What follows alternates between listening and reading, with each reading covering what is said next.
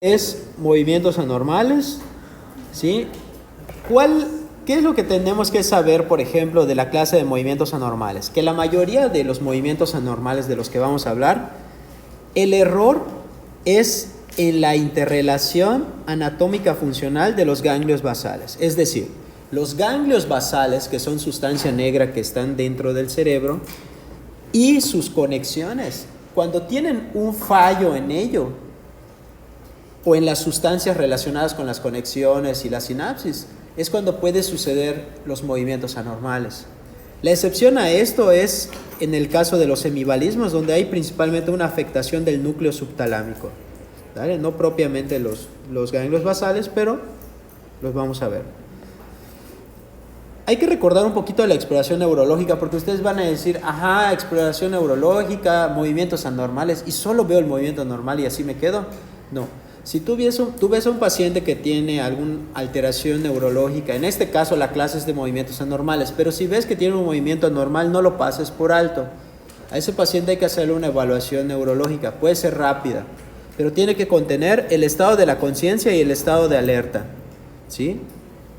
O sea, si está despierto, si el paciente se encuentra orientado y todas esas cosas. Luego tenemos la evaluación de las funciones mentales. ¿Alguien se acuerda de algunas funciones mentales?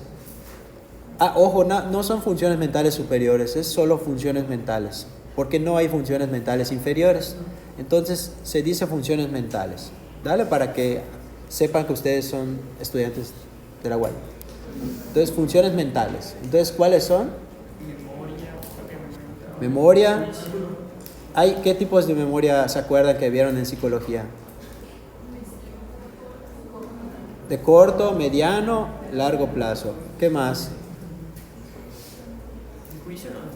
Juicio, cálculo, abstracción, lenguaje. ¿Se acuerdan? Lenguaje. Bueno, de esas funciones mentales las podemos evaluar con varios cuestionarios. Uno de ellos es el más sencillo desde mi punto de vista, que es el Mini Mental de Folstein. ¿Vale? Son unos ítems, una hojita. Sí se ve porque se ve muy feo allá, ¿vale? Oye, se ve es que... el cable que no funciona.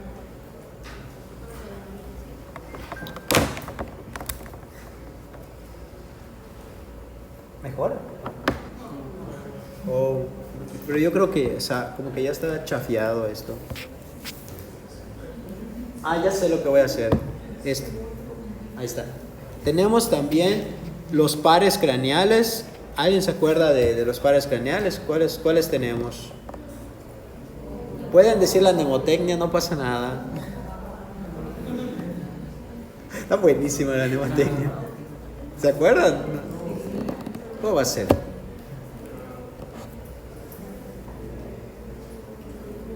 Bueno, pero pueden decirlos, no tienen que ser en orden.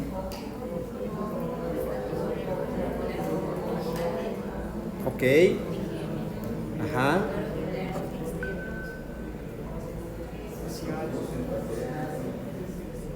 ¿Qué más? Vestíbulo coclear. Glosofaringio, facial, vago. Accesorio espinal, hipogloso.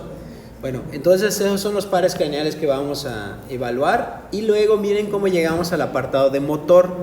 Y en motor se evalúa el tono muscular, la masa muscular, la fuerza y lo que nos atañe, movimientos anormales si es que hay, ¿sí? También el aspecto sensitivo se puede evaluar la sensibilidad profunda, superficial y cortical. Luego tenemos los reflejos osteotendinosos. Se puede evaluar la función cerebelosa, la marcha y algunos misceláneos para patologías en específico. Ahora, de los movimientos anormales, que es lo que vamos a ver en el apartado de motor, ¿qué es lo que se va a evaluar? Se va a evaluar, primero, tratar de decir el segmento o área del cuerpo que está involucrada. Puede ser solo la cara, el antebrazo, solo la mano, o puedes decir que todo el hemicuerpo. Entonces, segmento o área corporal afectada en el movimiento anormal, ¿sí? Porque a lo mejor digas, es que tiene temblor. Ajá, ¿y dónde está? No sé, en la nota médica solo dice temblor. Ah, muy bien, ¿y qué? O sea, tienes que saber dónde tiene el temblor. No es lo mismo que tengas un temblor en tu mano que tengas un temblor en tu lengua. O sea, luego la extensión o distribución de los movimientos, ¿no? La extensión o la distribución del movimiento. Los párpados nada más, el brazo, si son solo los deditos, un dedito. También estructuras corporales involucradas que den un patrón complejo de movimiento. Bueno, eso ahorita que vean el video es más fácil de entender. El ritmo, la uniformidad, el patrón de recurrencia. Hay algunos patrones ya bien establecidos como cuentamonedas, ¿sí? O como batir, no me acuerdo cómo se le decía, batir un refresco, no me acuerdo, tiene un nombre en inglés, o sea, ya bien establecido el movimiento. La velocidad, que se mide en hertz, ¿sí? La velocidad y frecuencia de cada movimiento que no tenemos para evaluarlo nosotros. La amplitud y fuerza de la respuesta motora, a veces es muy grosera, el movimiento es muy fuerte, ¿sí? Relación que tiene el movimiento normal con la postura, con su marcha, con alguna actividad. Aquí es donde cobra relevancia, por ejemplo, decir si es el temblor en reposo, si es con la actividad, si es con la intención del movimiento, si es al final del movimiento. O sea, cuando quieres hacer un movimiento, a veces hay maniobras, ¿sí? Para evocar el... Relación del movimiento normal con el estado emocional, ¿no? Si se exacerba el movimiento o no, también es importante. El grado de autocontrol basándose en la atención o la distracción, o sea, distraer al paciente para ver si continúa el movimiento normal, ¿sí? Hay movimientos anormales que continúan con el sueño, por eso dice acá, presencia o ausencia durante el sueño, ¿sí? Hace poquito, no hace poquito, en Valladolid, en donde trabajo, tengo un paciente, don Benito, que tiene Parkinson. Pero me acuerdo que cuando llegué, mi colega me dice, oye, desde que me dice, oye, macho, mira, ¿sabes qué? El paciente de la cama 2, no sé por qué, está haciendo un movimiento muy extraño en su mano, no sé si se EBCó, o sea, que tuvo un EBC. Y le dije, pues la neta sí está raro, le digo, ¿por qué estaba raro? Porque el paciente estaba dormido, semidormido, y estaba haciendo este movimiento. Y le digo, qué raro. Pero ya mi cuate se tenía que ir y no, pues no se iba a quedar a pensar conmigo. Ya me voy, ya lo checas, está bueno. Y lo único que hice fue abrir el expediente y las notas así por ejemplo, que hace el interno, que a veces nadie lee, pero la abres y dice en apartados de enfermedades personales patológicas, el paciente padece enfermedad de Parkinson. Es todo. O sea, lo único que tuve que hacer fue abrir, decía enfermedad de Parkinson, me acerqué a sus indicaciones, vi que no tenía indicada levodopa y carbidopa, salí, hablé con el familiar, le dije que si lo tomaba, me dijo que sí, se lo pedí, me lo dio y se lo dimos y ya estuvo. O sea, y mejoró el paciente en ese sentido. El paciente está súper grave por otra cosa, pero bueno, o sea, pero del Parkinson ahí va, ¿no? Entonces, todo ese tipo de detalles hay que tomarlos en cuenta. Hay otra manera de resumir los aspectos esenciales de los movimientos anormales como positivos, negativos o latentes. Positivos es, dice, posiciones anormales que se adoptan con el movimiento anormal, si tienen movimientos adicionales que se aprecian, y los negativos son incapacidad que tiene esa persona para alguna actividad que está teniendo el movimiento anormal. En este caso, algo negativo sería las bradicinesias o las acinesias, la hipomimia, sería algo negativo, el no poder hacer algo. Y fenómeno positivo sería el temblor, el sacudimiento, ¿sí? Y los latentes es una cosa, es una alteración que tú no sabes que existe a menos de que hagas una maniobra en específico, y es cuando se evoca. Está interesante, o sea, es un fenómeno anormal que se da solo cuando haces una maniobra médica, clínica. Ahora, después de tanta faramaya, vamos a ver qué movimientos anormales, porque ustedes van a decir, ya estuvo, ya nos dijiste muchos choros, pero ¿cuáles son los movimientos normales más comunes? Dentro de los que tenemos los síndromes acinéticos rígidos, o pueden ser también hipocinéticos, ¿sí? Que puede decirse que lo que es bradicinesia, ¿no? Bradicinesia, o traducido al español más sencillo, que el movimiento que tú hacías lo haces súper lento, ¿vale? O estás muy lento.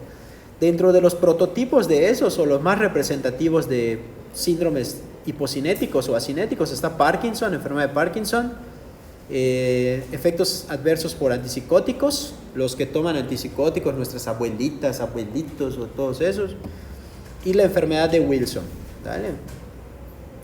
Que es por acúmulo de cobre, ¿sí? Y luego tenemos otro movimiento normal que es el temblor. Vean cómo tiene relevancia, en qué momento se da. Por ejemplo, si se da en reposo, lo característico es asociado a síndrome acinético rígido, pensando en Parkinson, ¿sí? Postural, o sea, que se relaciona con la acción o la postura, el clasiquísimo temblor esencial, que es el más común, la patología de movimiento normal más frecuente. Tenemos otras como hipertiroidismo, o sea, los pacientes que tienen hipertiroidismo tienen un temblor así característico, ¿no? Pues están ansiosos, inquietos, ¿sí? Ahí es más por una descarga adrenérgica. Los que usan beta agonistas, o también hay el temblor de la intención, que incluso es la manera en que se evalúa cuando quieres ver si el paciente tiene un daño o afección cerebelosa.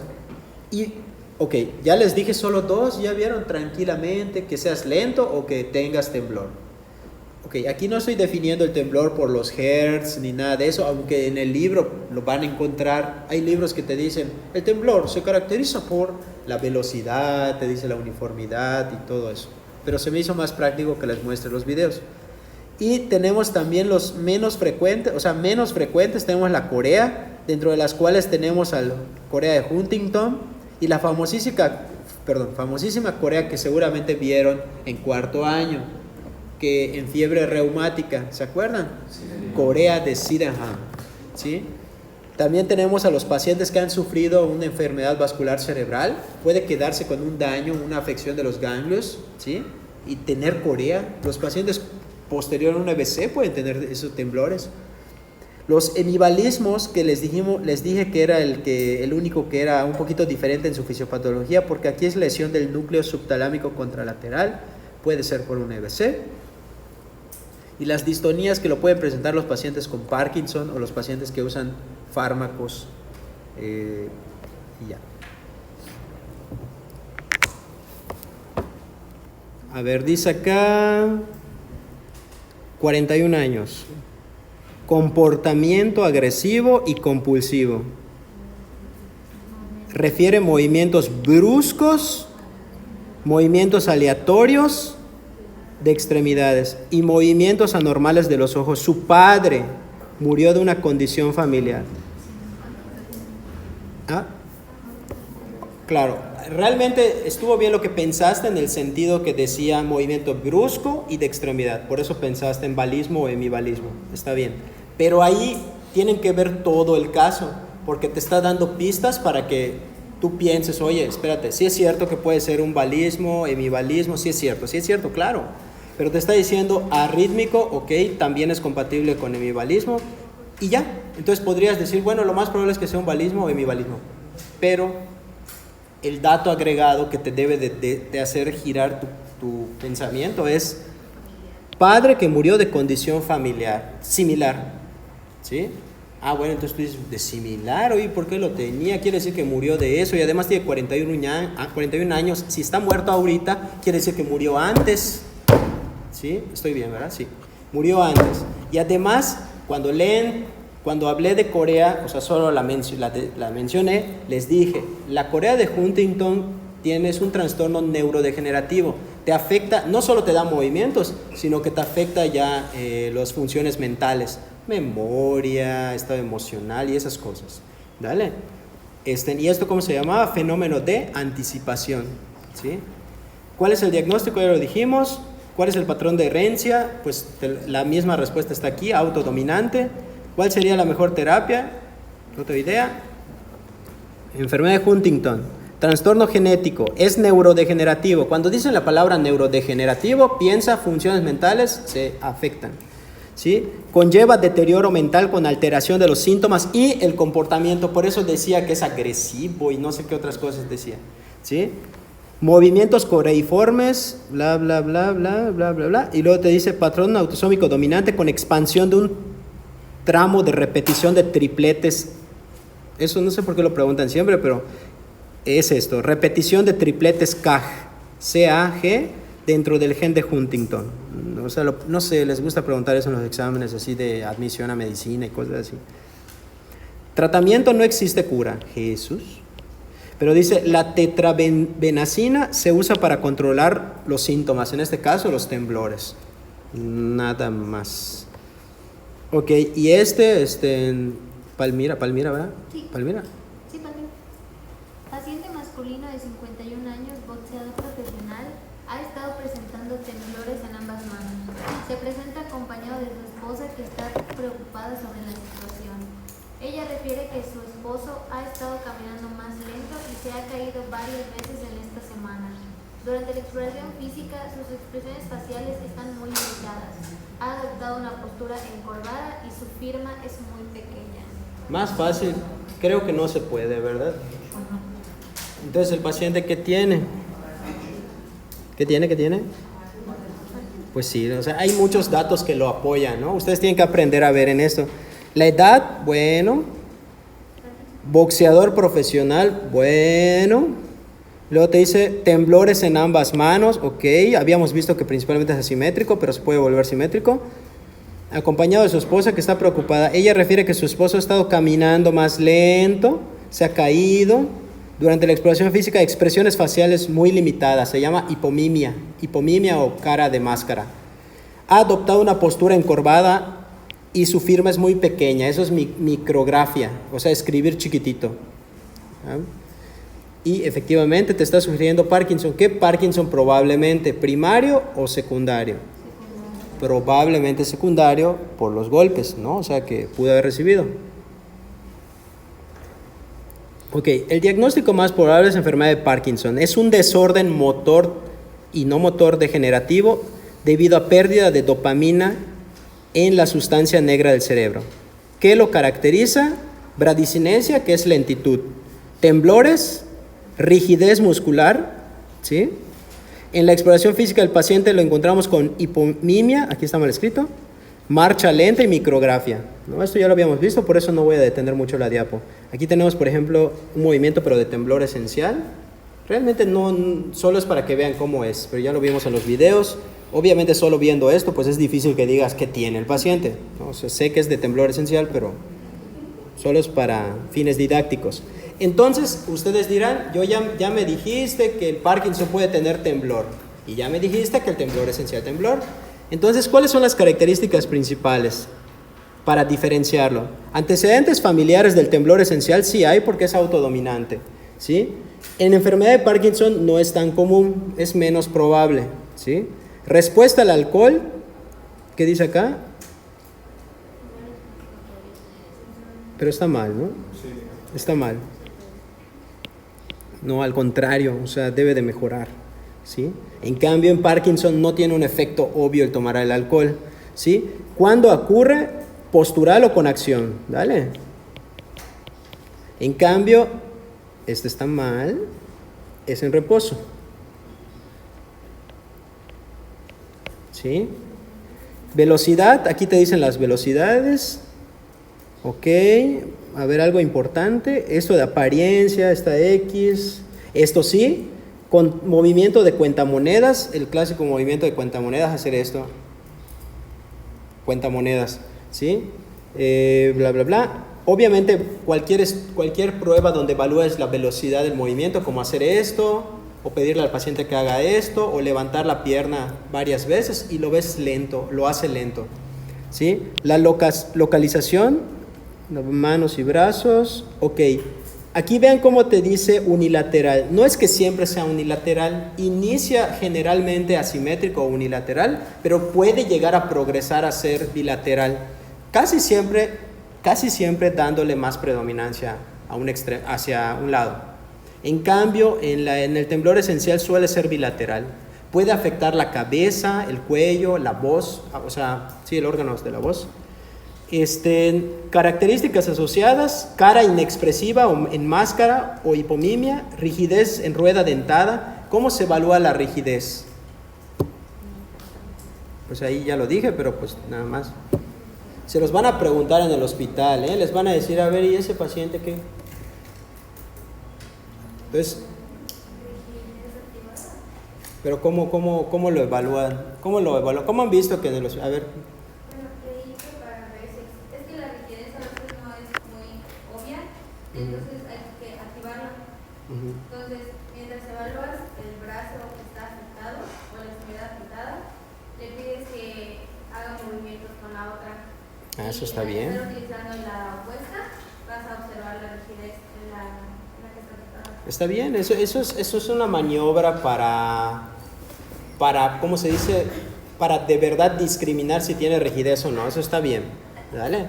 Otra es, por ejemplo, que le pidas que el paciente haga esto mientras evalúa las extremidades inferiores, porque el paciente está haciendo tensión aquí y ya se distrae, no está tan pendiente de lo que está pasando en las extremidades inferiores. Esa es una. La otra es la que tú dijiste. ¿Y cómo se evalúa así simple y llanamente si alguien tiene rigidez? Se evalúa para ver si hay algo que se llama rueda dentada o reacción en navaja, que le pides al paciente que se mantenga quieto y tú lo debes de estirar la mano. Si tiene mucha rigidez, cuando lo estés bajando es como una rueda dentada. Así lo sientes porque lo estás jalando y él está constantemente tirando, ¿dale? Por como rueda dentada. Y cuando lo sueltas, no les insulté, es una reacción en navaja, ¿dale? Reacción en navaja, como cuando aprietas tu navaja y se cierra, ¿sí? Eso es de rigidez. Deterioro de la marcha, ok. Luego, el tratamiento de primera línea. ¿Cuál es el tratamiento de primera línea para el temblor esencial? Aquí está, beta bloqueador no selectivo, y aquí tenemos al de primera elección, es propanolol, que se puede dar con o sin primidona, ¿dale? Beta bloqueador no selectivo con o sin primidona. ¿Y cuál es el tratamiento de segunda elección si no funcionó? En temblor esencial, otro beta bloqueador, que puede ser uno selectivo como el metoprolol. ¿Sí? También se pueden dar anticonvulsivantes o benzodiazepinas, pero lo que me interesa es que se acuerden de los dos primeros, o sea, los que son de primera elección. ¿Dale? Hay un tratamiento quirúrgico, sí hay, como la talamotomía. Es muy raro que se haga, de hecho yo no he escuchado que se vuelva a hacer. Estimulación en la profundidad del cerebro. Se implanta en el cerebro electrodos conectados a una batería o a un generador de impulsos en el pecho. Y la electricidad estimulará el tálamo. Yo no he visto que hagan eso. Así que no le creo. Ok, luego vamos a ver Parkinson. Entonces hay que entender algo. Hay que entender síndrome de Parkinson o parkinsonismo, es lo mismo. Síndrome de Parkinson o parkinsonismo es lo mismo. ¿Dale? Es diferente cuando yo digo enfermedad de Parkinson o parkinsonismo primario. Es diferente, eso es otra cosa, ¿sí? Y hay Parkinson secundario. Entonces vamos a ver síndrome de Parkinson o parkinsonismo. O sea, es general. Síndrome de Parkinson o parkinsonismo. Aquí está bonito, por ejemplo, en Parkinson hay un tratamiento. Hay un tratamiento donde te implantan un aparato que manda ciertos estímulos. Y miren, aquí el paciente lo tiene apagado, o sea, tiene el temblor, y aquí, miren, encendido. Ese tipo de cosas, aunque parezcan así muy apantallante, sí se puede hacer. Se hace aquí. El doctor Leal tiene pacientes que han tenido el baruco y se le ha hecho, pero son pacientes que ni son de aquí. O sea, tienen la lana porque vinieron a vivir aquí. Pero bueno, no importa. Finalmente sí se puede hacer, ¿no? Aquí también en México y en Mérida, de hecho. Este es un chiste, ¿no? O sea, ¿sí conocen a Michael J. Fox de Volver al Futuro y esas cosas? Bueno, dice, lo sacudiste a propósito, y le contesta Parkinson, gracias, ¿no? O sea, porque se le pringó todo su refresco. ¿Qué características definen al síndrome de Parkinson o parkinsonismo? ¿Qué lo define? TRAP. La mnemotecnia es TRAP. Está descrito en todos los libros que son para presentar en otros países, que son la T de temblor, la R de rigidez, la A de asinesia y la P de posturales anormales o alteración de posturales. TRAP. Tremor, rigidity, akinesia and postural changes. ¿Vale? TRAP. Parkinsonismo, o síndrome de Parkinson. ¿Cómo evaluar la bradicinesia rápidamente? Le pides que haga esto, índice pulgar, índice pulgar, índice pulgar. ¿Qué características se representa por la rueda dentada? Lo que evalúas con rueda dentada es la rigidez. ¿Vale? Principal causa de síndrome de Parkinson, la causa número 1, pues es la enfermedad de Parkinson, ¿no? O Parkinson primario, ahí está. Enfermedad de Parkinson. Causas secundarias de síndrome de Parkinson. Síndrome o de parkinsonismo, Huntington, síndrome de Wernicke, traumatismos cráneoencefálicos, neuroinfecciones y me faltó poner allá EBCs. O sea, como quien dice vulgarmente, o sea, ¿por qué podría estar con estas características? No solo es porque tenga enfermedad de Parkinson, puede ser secundario a una de estas cosas. ¿Vale? Ahí, por ejemplo, hay un chico que está imitando la marcha del paciente con Parkinson.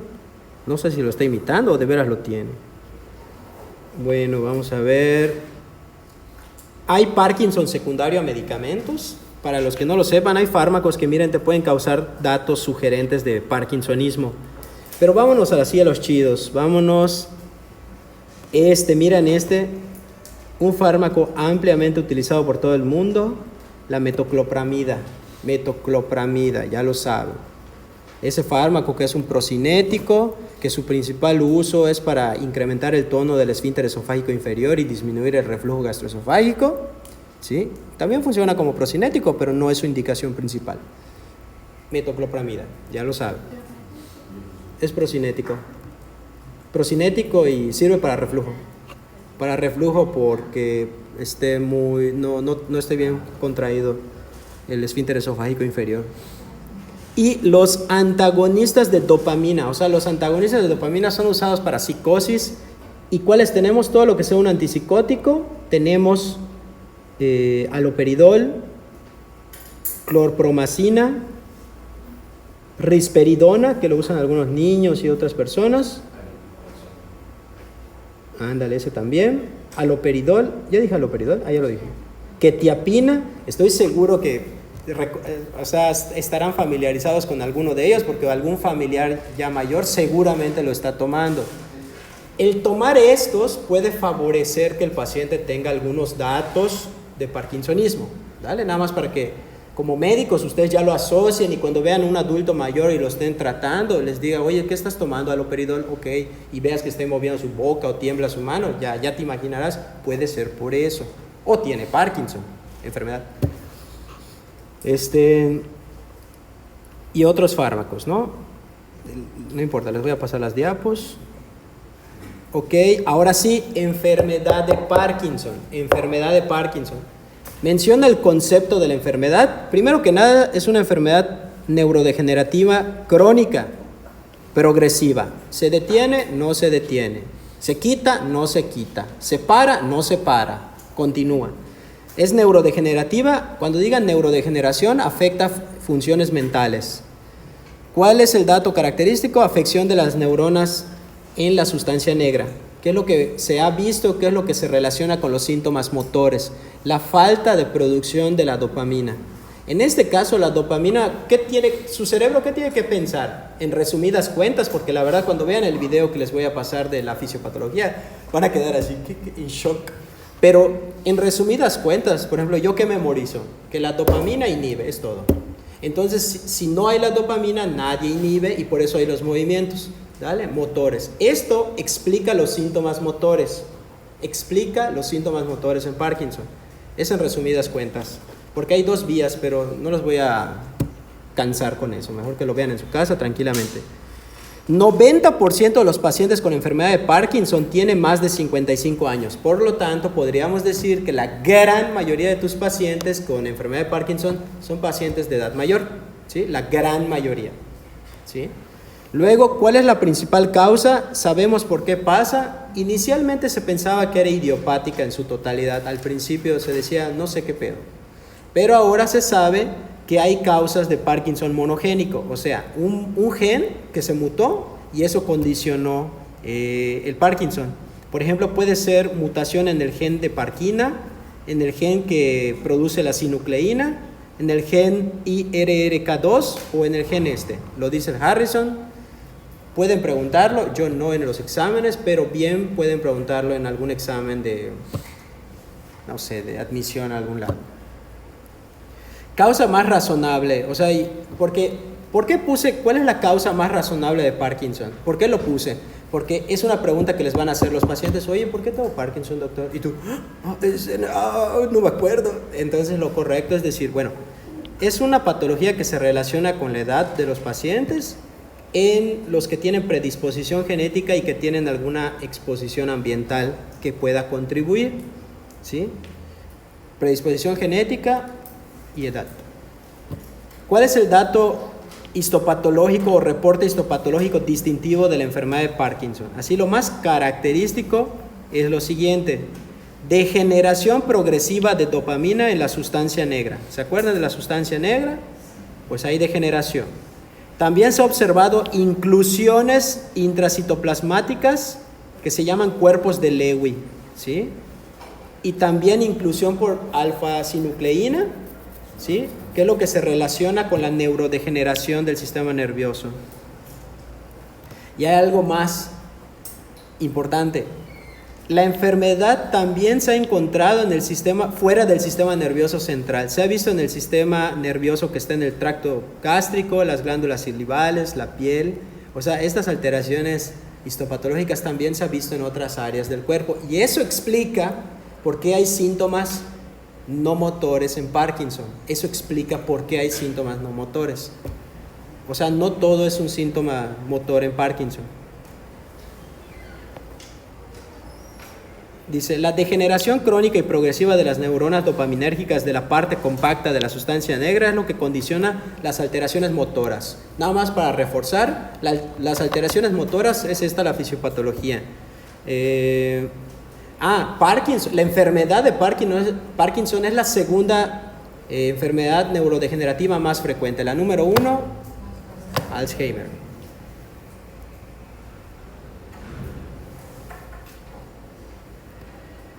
¿Todos los pacientes tienen que tener el temblor en reposo al momento del diagnóstico? ¿En enfermedad de Parkinson? No, porque yo les dije, no es el dato cardinal, porque era normal, porque lo están aprendiendo. Uno cuando dice Parkinson piensas temblor, pero ya aprendieron que eso es contrario. El dato cardinal no es el temblor, es la lentitud, la bradicinesia. Por lo tanto, puede haber quien no tenga síntomas motores al inicio del diagnóstico. Sí, seguro lo va a desarrollar, pero puede no tenerlo.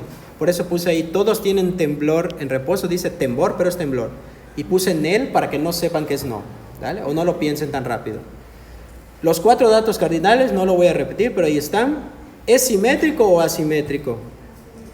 Inicialmente asimétrico, puede llegar a ser simétrico, pero generalmente predomina un lado. Aquí podemos ver una bonita imagen, como si tienes tu sustancia negra aquí.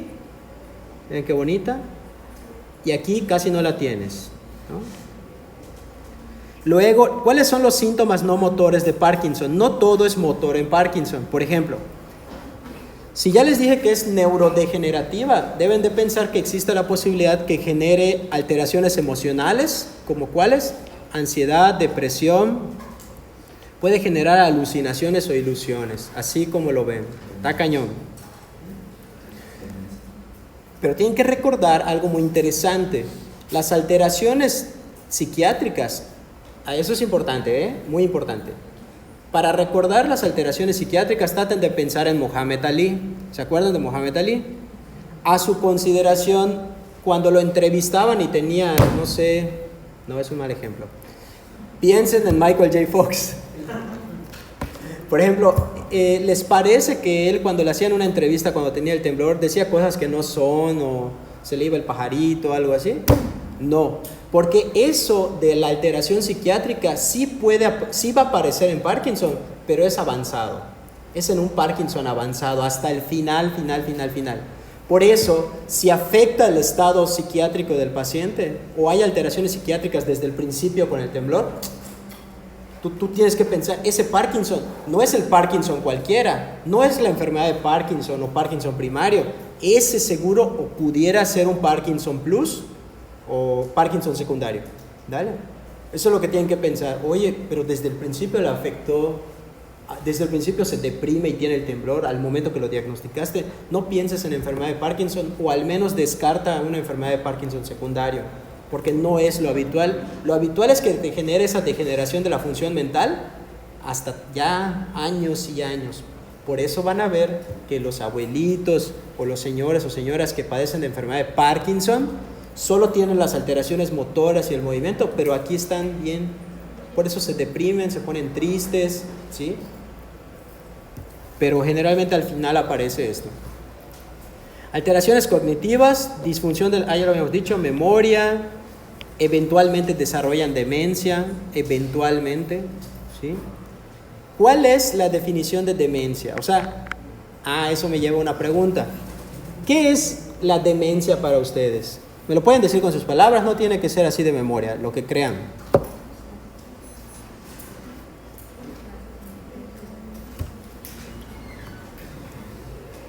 O ya sé, más fácil.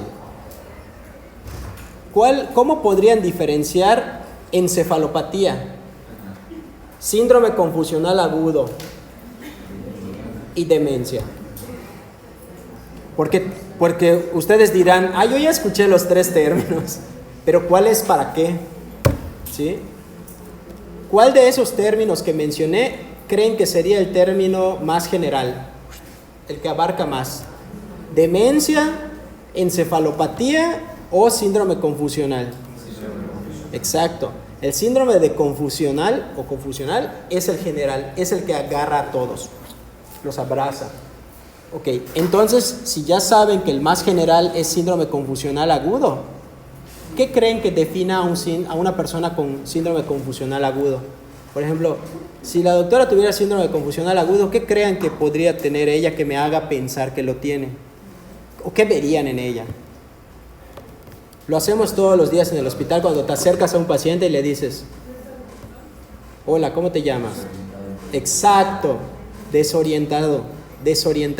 Y hay tres cosas que uno siempre recuerda, a menos de que de verdad estés mal, que es quién eres tú, dónde estás y dónde en el tiempo, orientación en tiempo. La última en perderse, ¿cuál creen que sea lo último en perderse habitualmente de tu estado de orientación? ¿Qué olvidarías de último? ¿Quién eres? Cuando alguien no sabe quién es, está muy mal. O sea, todavía hay quienes, oye, pero a ver, ¿quién eres? Me llamo Daniela, no sé qué. ¿Dónde estás? En el hospital. No, estás en la escuela. ¿Qué día es? ¿Me entienden? Tú sabes que ahí el paciente está desorientado. Ok, entonces, ¿cómo sabes si el paciente tiene encefalopatía o tiene demencia? ¿Cuál creen? ¿Es lo mismo? ¿Se parece? Tal vez la encefalopatía puede tener un inicio más agudo en comparación con la demencia, que es progresiva. Ese es un dato. Generalmente la encefalopatía es de inicio más rápido que la demencia. La demencia es progresiva. La afección se va dando de a poquitos, en años, ¿sí? No obstante, hay casos de demencia que avanzan muy rápido. Otro dato. La mayoría de las demencias sí puede ser más lento, pero hay casos especiales donde avanza muy rápido. Hay algo que dije de la exploración neurológica que es cardinal para estas dos.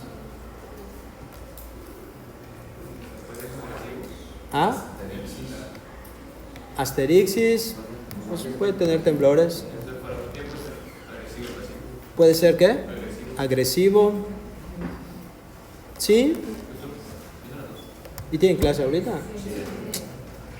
Tema de Vamos a continuar con la exposición y les decía que habían síntomas cognitivos y yo les decía que el Parkinson puede condicionar en una etapa más tardía demencia y yo les decía que el término más que englobaba a todos los demás términos era síndrome confusional agudo. El síndrome confusional agudo se acompañaba de desorientación en tiempo, persona y o lugar, ¿sí? O sea, uno de esos o todos. Y el síndrome confusional agudo. Ahora, cuando se afectan las funciones mentales, eso lo puede incluir tanto demencia, como lo puede incluir encefalopatía, como lo puede incluir delirio, ¿sí? Cualquiera de los tres. Entonces ustedes van a decir, ok, y entonces la encefalopatía se diferencia de la demencia porque la demencia es de un inicio más subagudo, más paulatino e irreversible en la mayoría de los casos. En la mayoría de los casos. Afecta la calidad de vida y las funciones mentales. Afecta la calidad de vida y las funciones mentales, ¿sí? Un paciente con encefalopatía, primero que nada, que suele tener una causa bioquímica o a la historia clínica sugerente, generalmente es una alteración metabólica, generalmente. Por ejemplo, un acúmulo de toxinas por falla hepática o cirrosis, o un acúmulo de azoados en uremia, ¿sí? Tiende a tener una progresión más rápida, ¿sí? El paciente tiende a tener episodios de desatención, ¿sí? Y los que tienen delirium, que es también parte de un síndrome confusional agudo, tienes que asociarlo a pacientes hospitalizados, añosos, enfermos o que estuvieron críticamente graves o muy graves, y tiende a ser fluctuante. Lo tengo ahora, luego no lo tengo, se me quita, regresa, ¿sí? Eso es el delirium. Pues nada más, ¿no? En el caso de lo que les expliqué en la clase pasada, fisiológicamente una persona no debería de llegar a tener demencia. Por lo tanto, fisiológicamente no existe la demencia senil como fisiológico, sí como patológico, no fisiológico. Se ha demostrado que lo que sucede con la edad avanzada es un deterioro cognitivo leve, y de hecho así se llama, deterioro cognitivo leve. Tu capacidad para recordar cosas no es la misma, o de aprender cosas no es la misma, pero no te afecta la calidad de vida, eso es lo que lo hace diferente. Cuando afecta tu calidad de vida ese deterioro cognitivo, entonces sí puede decirse que es una demencia, ¿sí? No, con ustedes no me tocó ver Alzheimer, pero Alzheimer es una demencia que se caracteriza por afectar una función mental, principalmente la memoria, principalmente, pero no únicamente la memoria, ¿sí? Hay otras demencias, pero bueno, esta demencia que te puede causar Parkinson no empieza con demencia en lo habitual. De hecho, si empieza con demencia o tempranamente, tienes que pensar que es un Parkinson plus o que es otra cosa, ¿sí? Bueno, y luego tenemos psiquiátricos ya, cognitivos ya, autonómicos, bien interesante. Estos pacientes pueden presentar hipotensión ortostática, ¿sí? Que se paran y se hipotensan los pacientes. Estreñimiento, bastante común, estreñimiento. Retención urinaria, disfunción sexual, ¿sí? Recuerden que afecta el sistema nervioso, no solo del sistema nervioso central, ¿eh?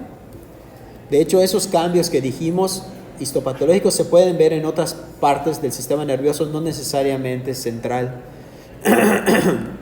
Tenemos algunas alteraciones.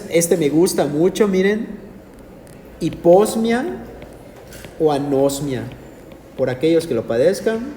Digo, no quiere decir que que tengan Parkinson, pero el tener una disminución de la olfacción o no tener la capacidad de olfacción puede considerarse un dato relacionado a Parkinson, un síntoma no motor. Dice, alucinaciones usualmente se observan en etapas tardías, no al principio. Si el paciente presenta alucinaciones desde el principio, no piensen en otro tipo de Parkinson, secundario u otra cosa. No es común. La demencia y las alucinaciones hasta el final, muy avanzada el Parkinson. Dice, Ok, es como lo importante.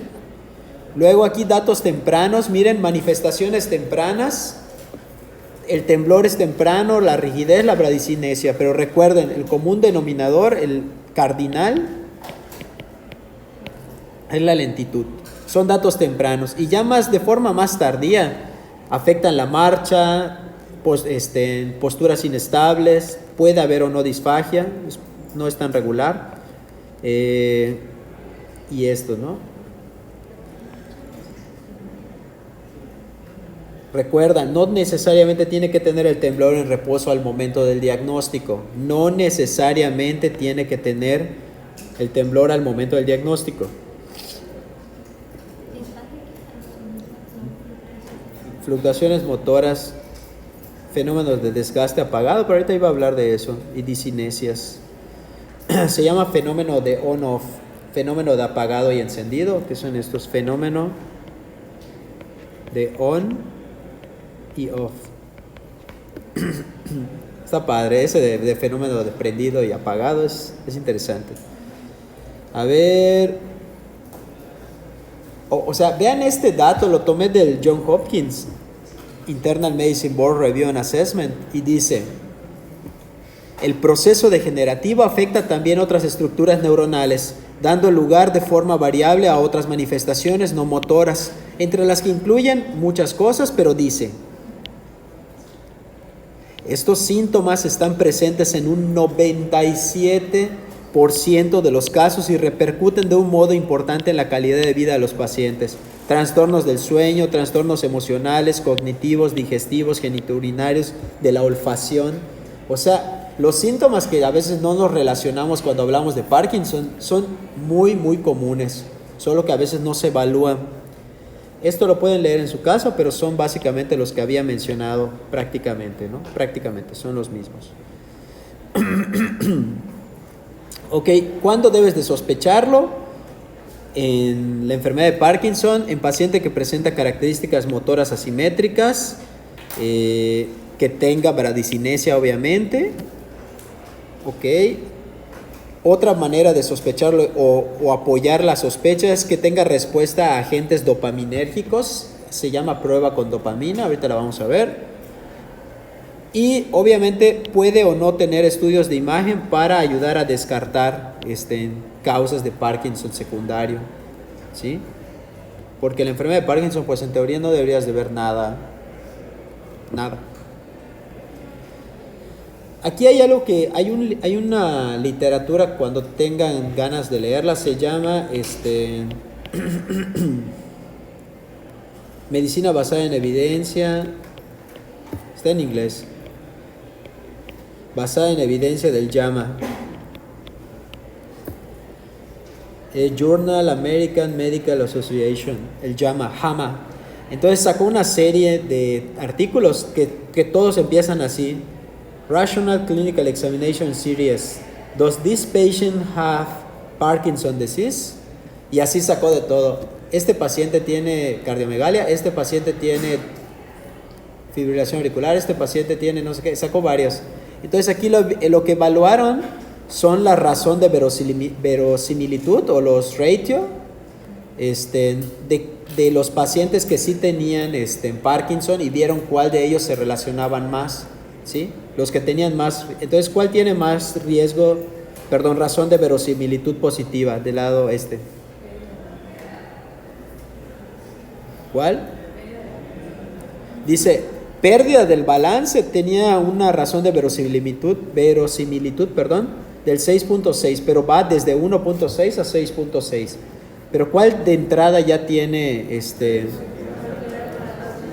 Está bueno, ¿verdad? O sea, ¿quién se iba a imaginar? O sea, la incapacidad de abrir frascos lo tenían un chingo de los pacientes, ¿no? Entonces, cuando calcularon los ratio del paciente, 6.1, pero vean dificultad para girarse en la cama, 13 veces más riesgo, 13 veces más probabilidades de tener Parkinson. No quiere decir que sea patognomónico este dato, ¿me entienden? Sino que es relacionable con los pacientes que sí tuvieron Parkinson. Son los importantes. Y negativo, ¿Cuál es el más negativo?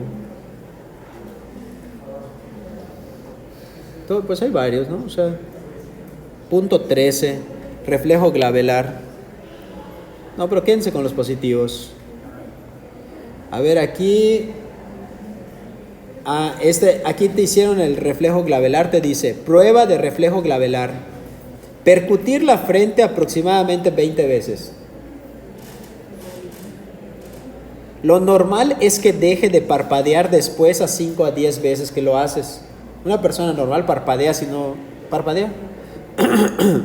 Lo normal es que deje de parpadear después de 5 a 10 veces. Dice, el parpadeo persistente sugiere el signo de, no sé cómo se pronuncia, no sé si es Meyerson o Meyerson, ¿sí? Y es compatible con Parkinson, ¿no?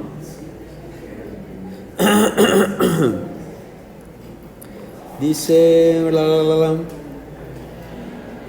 eso ya lo había mencionado.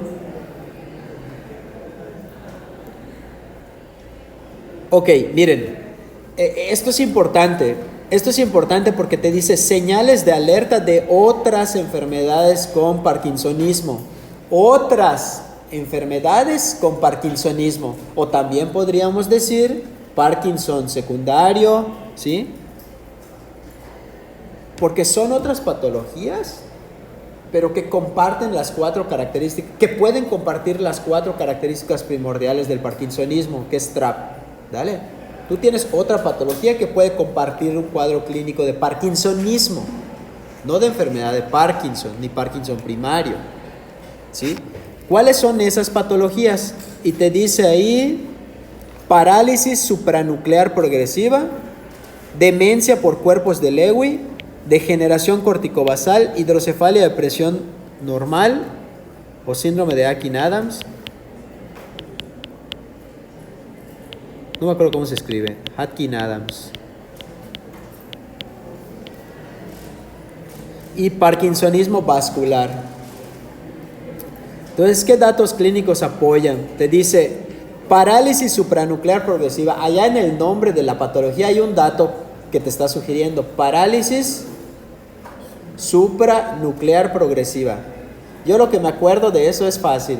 Supranuclear progresiva te dice, el paciente no puede mirar de forma vertical, no puede mover los ojos de forma vertical. Entonces, cuando el paciente, algo característico de estos pacientes es que caminan y como no están viendo su camino porque no pueden mirar hacia abajo, tienden a tener caídas muy frecuentes. Parálisis supranuclear progresiva, dificultad para mover los ojos de forma vertical. Por eso dice allá, parálisis de la mirada, caídas tempranas en el cuadro del paciente, caídas tempranas, ¿sí? Y en la resonancia magnética puede haber atrofia frontal y media, ¿sí? Luego tenemos la demencia por cuerpos de Lewy. Esta es un tipo de demencia. Es un tipo de demencia que se caracteriza por acúmulo de cuerpos de Lewy y parkinsonismo. Pero tiene algo que lo diferencia un poco propiamente de la enfermedad de Parkinson, ¿sí? La diferencia está que el Parkinson en sí mismo hasta el final puede desarrollar demencia, pero la que es demencia por acúmulo de cuerpos de Lewy, desde el principio puede presentar datos de demencia. Van apareciendo los datos de demencia y van apareciendo los datos de temblor y TRAP, ¿sí? Ahí lo dice, demencia temprana, alucinaciones visuales tempranas, es lo que deben de ver, que les debe llamar la atención. Degeneración corticobasal es igual demencia, pero debe de llamarles la atención atrofia cortical asimétrica. Y esta está bien interesante, hidrocefalia normotensiva. Está cabrón porque dice hidrocefalia de presión normal o hidrocefalia normotensiva o hidrocefalia o síndrome de Akin-Adams. Aquí lo importante es una triada. Hay una triada de hidrocefalia normotensiva. Es que cuando tú dices hidrocefalia, uno se imagina, bueno, por acúmulo de líquido cefalorraquídeo. Y hasta lo estás diciendo, hidrocefalia, mucha producción o por alguna razón hay mucho líquido cefalorraquídeo. casi por definición, en algún punto el paciente cuando presente los síntomas debería de tener aumento de la presión endocraniana, ¿no? Por la doctrina de Monroe Kelly, que decía que hay 3 cosas que hay en el cerebro, principalmente líquido cefalorraquídea, sangre y masa encefálica. Cuando alguno de esos aumenta, los otros tienen que redistribuirse de alguna manera. Pero cuando uno aumenta demasiado y se vencen los mecanismos de compensación, empieza a aumentar la presión endocraniana. Por lo tanto, en la hidrocefalia aumenta mucho el componente líquido cefalorraquídeo. Debería en algún punto sacrificar la circulación y aumentar la presión intracraniana. La presión endocraniana es como una respuesta que tiene el cuerpo, ¿sí?, para tratar de compensar o vencer a ese aplastamiento de los vasos sanguíneos. Y esa disfunción en hidrocefalia normotensa está chingona, porque ven el estudio de imagen y dicen, espérate, yo lo que estoy viendo es que el paciente tiene hidrocefalia por imagen y tienen datos clínicos de hipertensión endocraniana, pero cuando les hacen la medición de la presión no está aumentada. Es algo muy característico. La triada es disfunciones de la marcha, demencia e incontinencia urinaria. Esto es como tipo pregunta de examen para admisión a algún país o algo así. Siempre es así. Bueno, no sé si siempre lo preguntan, pero donde he leído de lo que preguntan, te dice que es común esa pregunta. Triada de síndrome de Hawking-Adams: disfunción de marcha, demencia e incontinencia urinaria. ¿Y qué es lo que vas a ver en el estudio de imagen? Lo que ya dije: crecimiento de los ventrículos, porque están todos llenos. Crecimiento de los ventrículos y principalmente laterales. Y el Parkinson vascular, aquí es como un Parkinson, pero hay en la historia clínica y principalmente en la historia clínica el antecedente de eventos vasculares previos, o sea, EBCs previos, ¿sí? Aquí lo dice: enfermedad extensa de la sustancia blanca, parcheada o difusa. Bueno, pero aquí hace alusión a EBCs, datos de EBC previos.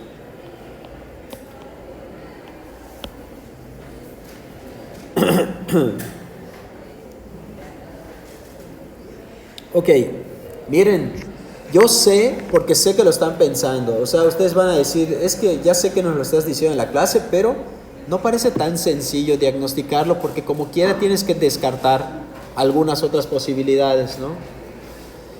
Debido a esa situación, hay criterios diagnósticos, hay varios criterios diagnósticos. No voy a preguntar en el examen los criterios diagnósticos, no les voy a preguntar, bueno, ¿cuál de los siguientes no forma parte de los criterios del Banco de Cerebros de la Sociedad de Enfermedad de Parkinson del Reino Unido? O sea, no voy a preguntar eso, ni voy a preguntar cuáles son los criterios del HEALTH y colaboradores, no voy a preguntar eso. Yo lo que quiero es que de los criterios perciban cuáles son los datos que son los más importantes, para que cuando tengan un paciente puedan sospecharlo, ¿sí? Entonces tenemos los criterios del Banco de Cerebros, que tienen una sensibilidad del 90% y una especificidad del 34%. Tristeza, ¿no? Sensibilidad alta, especificidad baja. O sea, capacidad de agarrar al paciente que tiene esos datos con Parkinson, pues sí es buena, pero que sea Parkinson no es tan específico. Que sea enfermedad de Parkinson no es tan específico, ¿sí? Es buena pensando en un síndrome de parkinsonismo. Y te dice precisión diagnóstica 82%, bueno. Luego tenemos la del HEALTH et al, sensibilidad para enfermedad de Parkinson del 87%, que dice acá, probable o 72%, y un valor predictivo positivo del 93%. Y los criterios de la Sociedad de Desórdenes del Movimiento todavía está en validación. Entonces, ¿cuál es el proceso? Ok, punto 1, que tenga parkinsonismo. El parkinsonismo era TRAP, y el característico era asinesia o disinesia, ¿no? Ese es el necesario, es el criterio necesario, ¿sí? Luego dice hallazgos que excluyen enfermedad de Parkinson como causa de parkinsonismo. Hallazgos que excluyen la enfermedad de Parkinson, o sea, traducido al español, quiere decir que tú hagas preguntas intencionadas para ir descartando lo característico del Parkinson, enfermedad de Parkinson. Por ejemplo, yo les dije, ¿qué no es característico de la enfermedad de Parkinson? La demencia de inicio temprano no es característico. Alucinaciones desde el principio del cuadro no es característico. Alteración de la memoria desde el principio del cuadro, que bueno, podríamos considerarlo como parte de demencia, no es característico. O sea, preguntar ese tipo de cosas que vayan quitando. Por ejemplo, oiga, usted se cae mucho desde el principio que está empezando el cuadro. Sí, me caigo mucho, vamos a ver sus movimientos oculares. Y el paciente no puede bajar la mirada, ¿sí? Parálisis supranuclear progresiva, ¿sí? Oye, le ha pasado algo antes, ha tenido una enfermedad antes, ya me dio 3 CBCs. Ah, bueno, soy boxeador. Ah, bueno. O sea, ¿me entiendes? Descartar enfermedad de Parkinson, quitando los datos críticos que vimos hace rato. Y luego el paso 3, hallazgos que apoyan el diagnóstico de enfermedad de Parkinson. Bueno, ahorita lo vamos a ver. Diagnóstico de parkinsonismo. Ya lo vimos. Dice, el criterio necesario, que es bradicinesia, y al menos uno de los otros 3.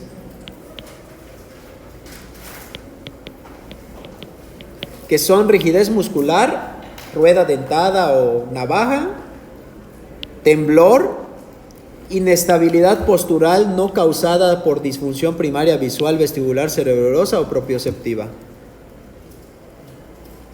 TRAP. Entonces, ¿con cuántos podemos hacer el criterio de parkinsonismo? Con 2, pero el necesario es lentitud.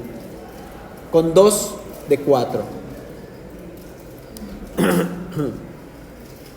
Luego te dice hallazgo que excluyen enfermedad de Parkinson, que excluyen, o sea que lo que vamos a decir no es común de enfermedad de Parkinson, no es. Entonces te dice antecedentes de EBC repetidos, ok, pienso en algo vascular. Antecedente de traumatismo craneoencefálico, ok, boxeadores. Antecedentes de infecciones, encefalitis. Tratamiento con neurolépticos, o sea, parkinsonismo por fármacos. Más de un familiar afectado, porque habíamos dicho que no era lo habitual que tenga una relación familiar, no era común eso, a no ser que sea un Parkinson, no enfermedad de Parkinson, o sea, otra cosa. Que tenga parálisis de la mirada, para pensar en parálisis supranuclear. Signos de afección cerebelosa, ok. Dice acá, demencia precoz, presencia de tumores o hidrocefalia en la TAC, ausencia de respuesta al tratamiento con levodopa, y esto no me acuerdo qué es, y signo de Babinski, ¿no? Porque Babinski nos hace alusión a que probablemente tenga afección de la neurona motora superior, o sea que tenga un síndrome piramidal, más que un síndrome extrapiramidal. Luego dice acá, hallazgos que apoyan el diagnóstico de enfermedad de Parkinson. Se requieren 3 o más para el diagnóstico de enfermedad de Parkinson definitiva. Ya descartaste que no hay datos que sugieran la enfermedad de Parkinson.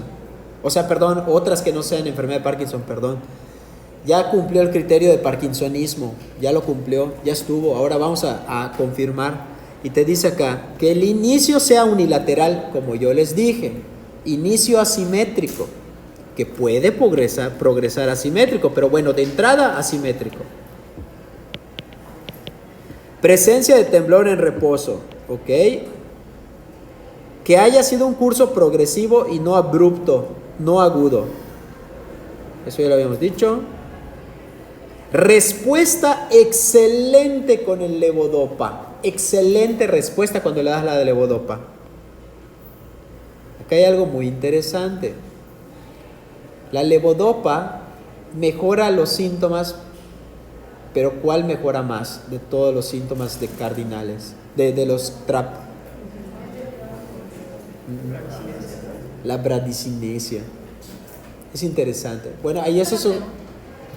¿Cuál de los síntomas principales mejoran con la levodopa?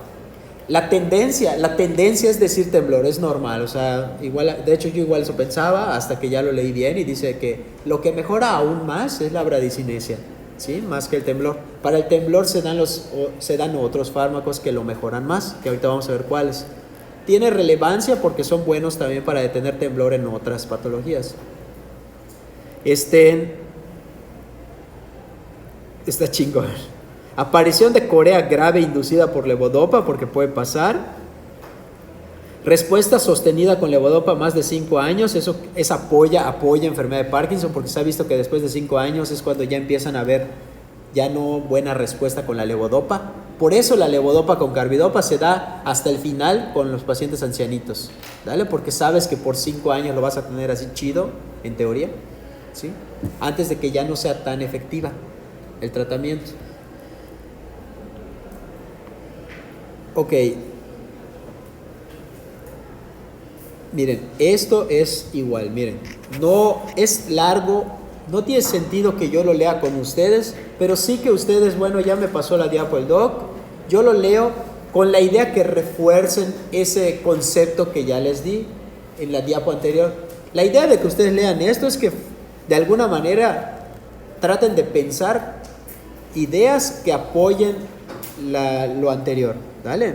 Porque aquí te están diciendo los criterios de Parkinson del Helm et al. De 1999. En esencia es casi lo mismo, en esencia. Los criterios del MDS, ¿sí?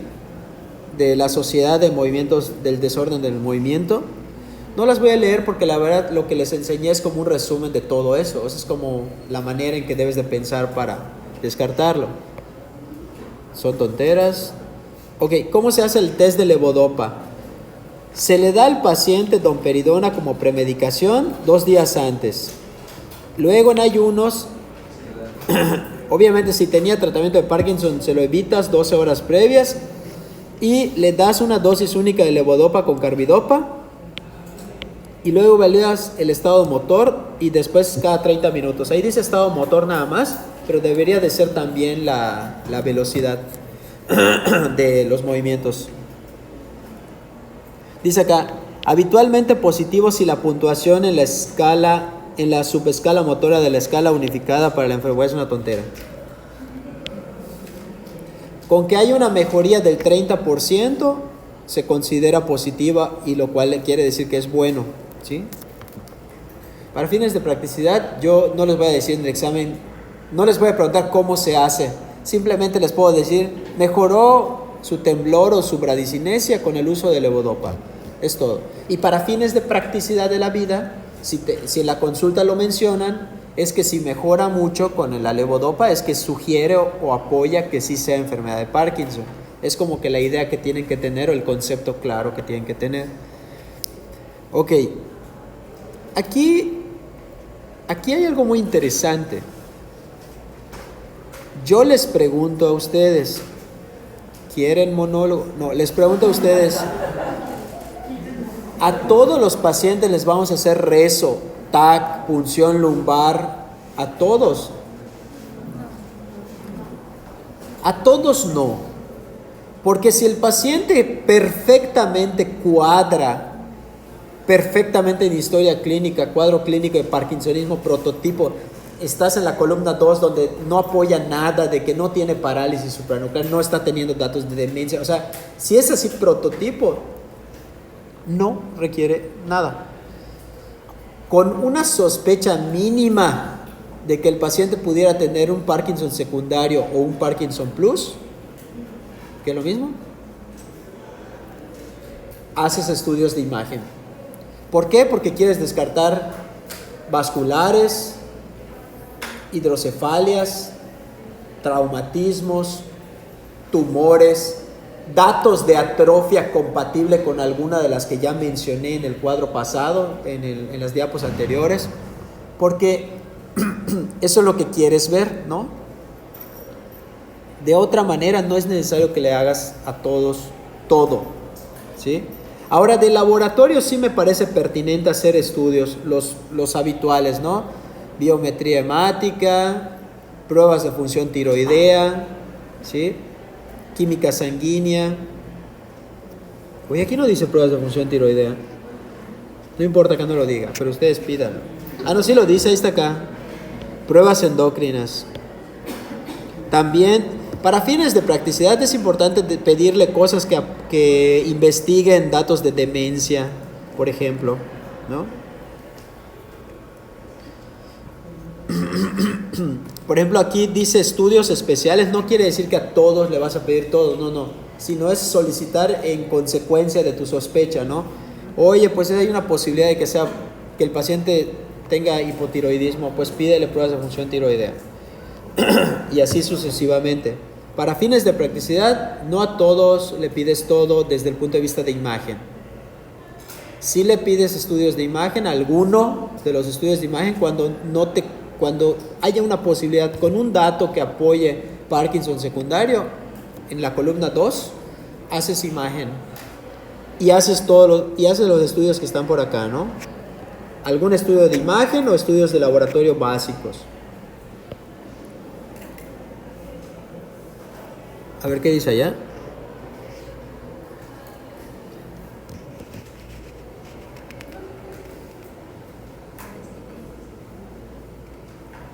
Ok, aquí esta diapo creo que me gusta mucho porque ¿qué creen que significa EPI?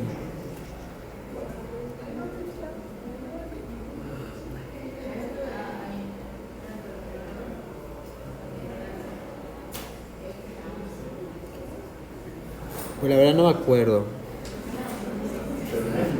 Pero debe ser enfermedad de Parkinson, creo. Idiopática o primaria o qué sé yo. Aquí debe ser parálisis supranuclear progresiva. Y esta...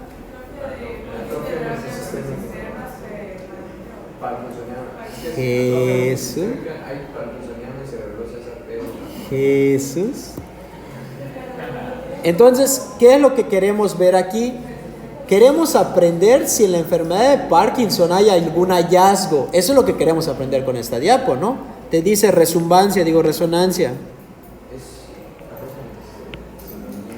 Normal. Negativo.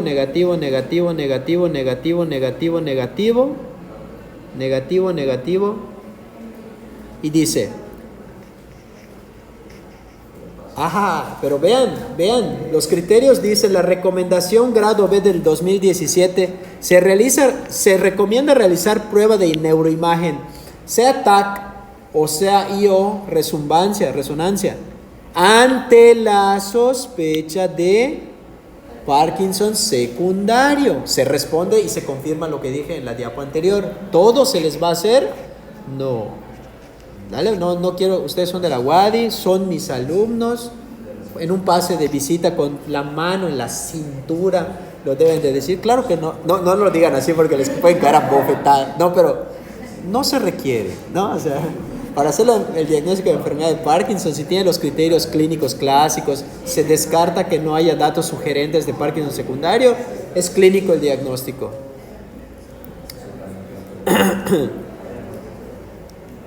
¿Qué vas a ver? Nada. Ok, AOC, como dicen mis alumnos, AOC.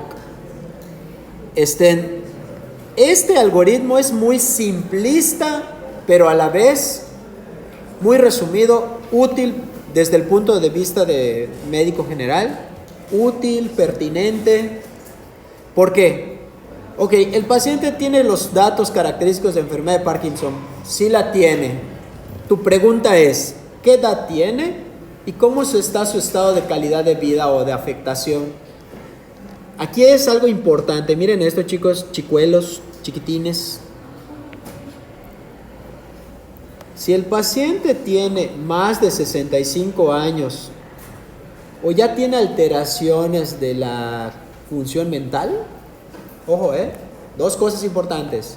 Ya llegó al punto de afección de las funciones mentales y tiene más de 65 años, lo que se le da es el mejor tratamiento posible. El mejor tratamiento posible. ¿Por qué le das el mejor tratamiento posible? porque a ese paciente le queda poco tiempo.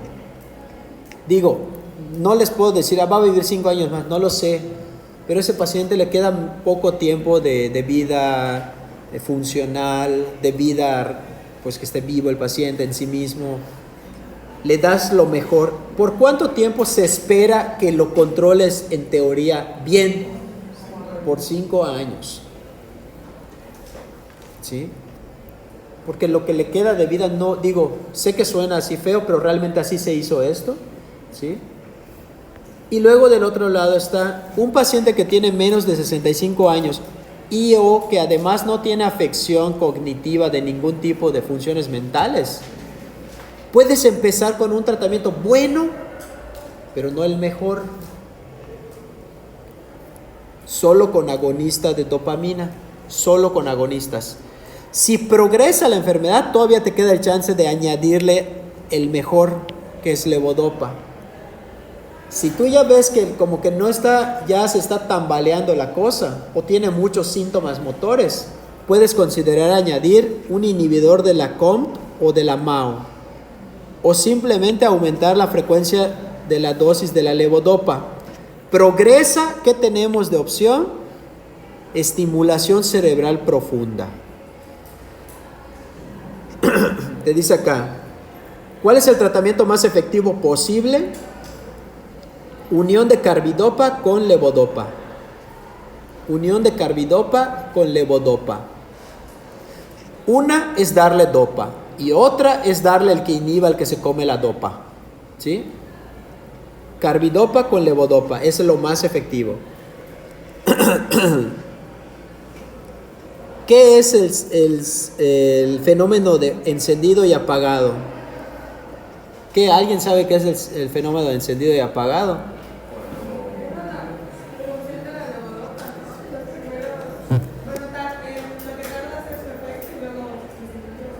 No. No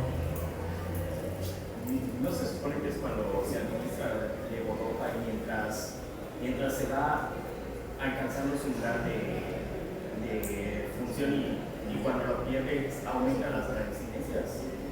¿Era eso? De fenómeno de on-off es que tiene el efecto y no tiene el efecto. Tiene el efecto y no tiene el efecto. Tiene el efecto y no tiene el efecto. Por eso se llama de encendido y apagado.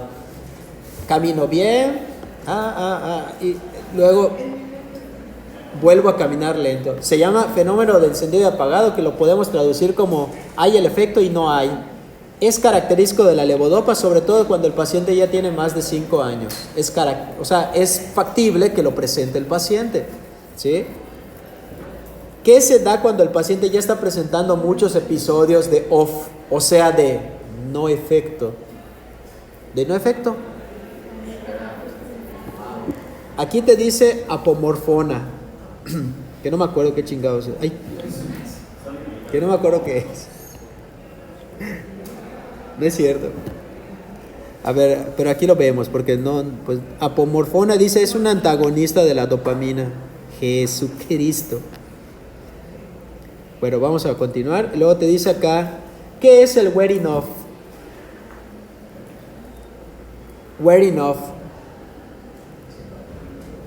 Ya no le hace el mismo efecto. Ajá. El wearing off es que ya tú le seguiste dando la misma dosis, pero el paciente ya no es que tenga fenómeno de on y off, ya no hay efecto, no efecto.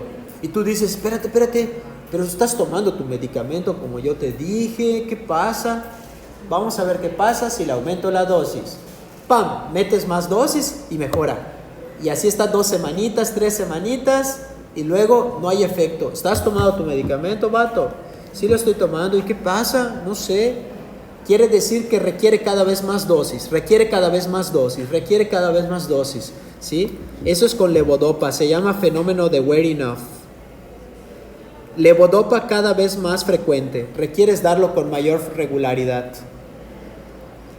Dentro de los agonistas de dopamina, como te mencionan acá en los pacientes menores a 65 o que no tienen deterioro cognitivo de función mental, tenemos lo que darías de entrada a los que son menores de 65 es agonista de dopamina. El ideal es el pramipexol, agonista de dopa. Dentro de los inhibidores de la monoaminoxidasa B y los inhibidores de la catecolmetiltransferasa, que ustedes van a decir, oye, ¿dónde era eso? ¿Dónde se ponía? Decía acá, cuando ya diste este tratamiento, se puede agregar esto para mejorar, ¿no? ¿Y cuáles tenemos? Dentro de los inhibidores de la monoaminoxidasa tenemos a la selegiline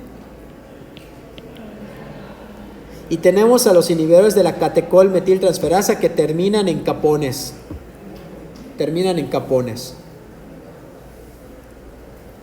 Para el control de los síntomas tenemos para el control de los síntomas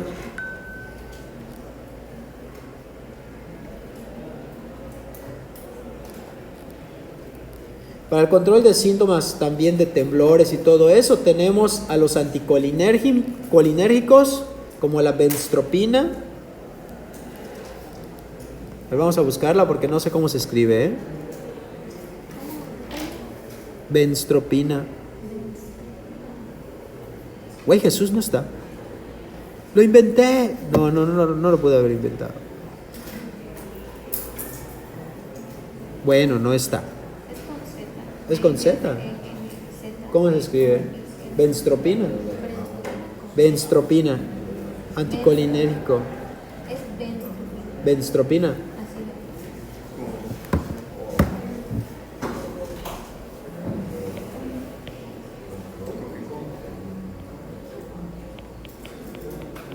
Para síntomas, temblores.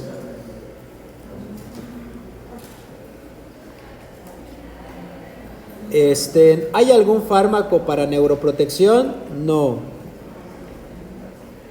¿Cuál es el tratamiento quirúrgico más frecuente realizado en Parkinson?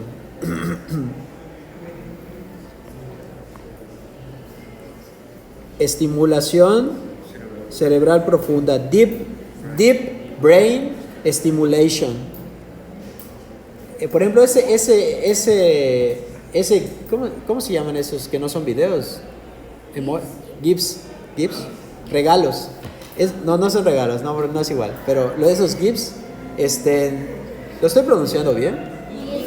GIFs. Sí, la tengo. GIFs. Ajá. Esos GIFs donde aparecía alguien que estaba así y de repente ya no. Por ejemplo, en este caso puede ser el paciente tenía estimulación cerebral profunda. Está padrísimo porque de verdad, o sea, tal vez aquí no lo veamos tan a menudo, pero por ejemplo, en otros países donde pues tienen la economía, se les puede aplicar eso a los pacientes con Parkinson y al menos los síntomas motores mejoran. Es un dispositivo que se implanta en el cerebro. Sí. Y te dice ya beneficio con lo anterior, o sea, ¿qué mejora con la estimulación cerebral profunda? Los temblores, el wearing off y las discinesias. Bastante bueno, o sea, no todo se puede quitar. Por ejemplo, la evolución de la demencia no la puedes quitar. Pero bueno, ya le mejoraste la calidad de vida al paciente, ya no está temblando, ya no tiene tanta discinesia, ¿sí? Miren, vamos a ver esta propuesta hecha esta es europea, esta es guías europea. Y esta es una propuesta, de hecho es un consenso, puse ahí europea, pero es un consenso. Y te dice, en la actualidad no disponemos de fármacos con efecto neuroprotector, eso ya lo sabíamos. Atendiendo a la evidencia disponible, si se precisa, porque la pregunta es ¿con qué empiezo, no? Si se precisa iniciar un tratamiento sintomático, se podría optar de mayor a menor potencia, de mayor, o sea, el más eficaz al menos, levodopa, su majestad. Agonistas dopaminérgicos, está chingón, es como lo aprendimos. Inhibidor de la monoaminoxidasa B, selegiline. Cuando la sintomatología es levesona, o el temblor es el único o más prominente síntoma y menores de 60 años, podría optarse por dar agonista dopaminérgico o un IMAO, selegeline. Vamos a ver el algoritmo propuesto por las guías. Tratamiento individual, no sé qué cosa. Afectación funcional, discapacidad leve o es menor de 60 años, agonista dopaminérgico y o IMAO. Más de 60 años, dale lo mejor de lo mejor, papus. Todo lo bueno. Todo lo bueno. ¿Sí?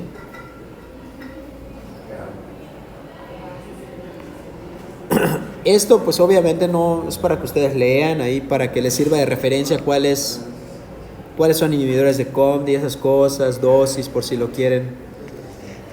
Manejo de manifestaciones, ok, eso ustedes lo van a leer. Hay el manejo de los síntomas no motores de la enfermedad de Parkinson, como de la hipotensión ortostática, el estreñimiento. Son sintomáticos la mayoría, ¿no? Pero bueno, no, la verdad es que no tiene caso que yo se los lea, pueden simplemente sentarse y leerlo. ¿Alguna pregunta sobre Parkinson?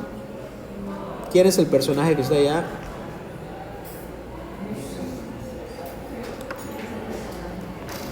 No puede ser.